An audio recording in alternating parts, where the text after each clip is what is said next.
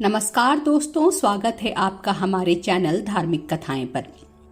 नवरात्रि में मां दुर्गा के 9 रूपों की पूजा अर्चना की जाती है।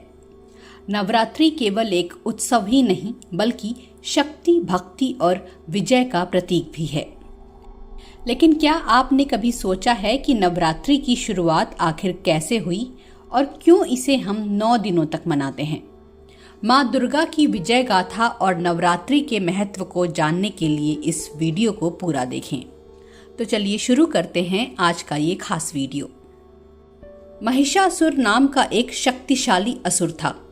उसका आधा शरीर राक्षस का था और आधा शरीर भैंसे का था। महिषासुर का पितारंभ असुरों का राजा था। पौराणिक कथाओं के अनुसार महिषासुर असुर और एक भैंसी के संयोग से जन्मा था, इसलिए ही उसका नाम महिष पड़ गया। महिषासुर एक मायावी असुर था जो लगातार अपना रूप बदलने और छल कपट करने में माहिर था। महिषासुर अपनी इच्छा के अनुसार जब चाहे भैंस और जब चाहे मनुष्य का रूप धारण कर सकता था। ताकतवर और शक्तिशाली होने के साथ साथ महिषासुर बहुत चालाक भी था। महिषासुर ब्रह्मा जी का परम भक्त था। उसने कई सालों तक ब्रह्मा जी की कठिन तपस्या की।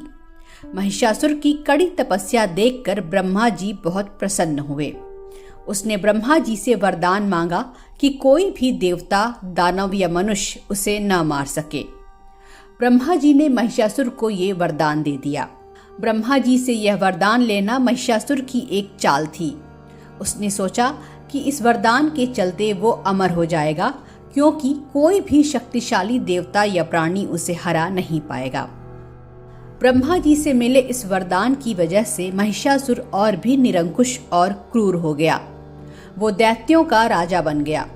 सभी देवता उससे परेशान हो गए। उसने दैत्यों की एक विशाल सेना बनाई। पाताल लोक और मृत्यु लोक पर आक्रमण कर कर उसने सबको अपने अधीन कर लिया। इसके बाद उसने इंद्रलोक पर भी आक्रमण कर दिया। देवताओं ने उस पर हर तरह के वार किए, लेकिन महिषासुर के हाथों सभी को पराजित होना पड़ा और अंत में देवलोक पर भी महिषासुर का अधिकार हो गया। वो पृथ्वी पर भी उत्पात मचाने लगा। तीनों लोकों पर अपना अधिकार जमाकर वो त्रिलोकाधिपति बन गया।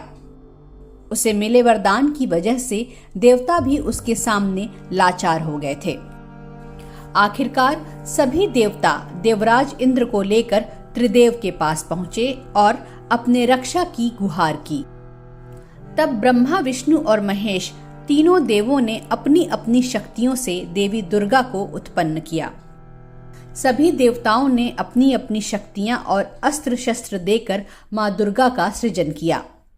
देवताओं से मिली इन शक्तियों की वजह से ही मां को महाशक्ति कहा गया।